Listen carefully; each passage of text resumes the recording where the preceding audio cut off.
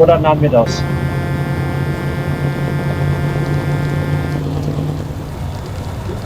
Dann macht SCS das Update und dann dauert das nochmal 6-7 Stunden, bis Truckers MP das Update macht. Wolf. Transport. Logistik sagt die WTL, wünscht dir einen guten Start ins Wochenende. Jawohl. Junge, dein Report, der geht gleich raus, mein Freund.